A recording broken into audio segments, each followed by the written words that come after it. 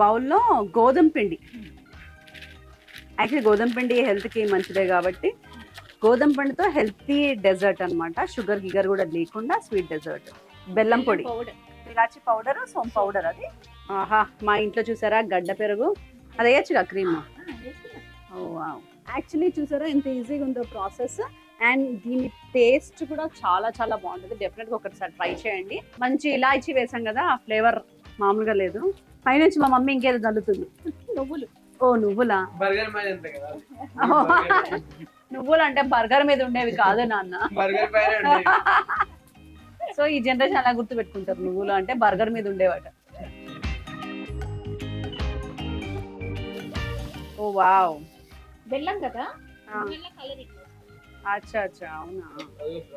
Pan cake అంటే pan cake మన culture కాదు, దోశ మాత్రమే మన కల్చర్. మనం ప్యూర్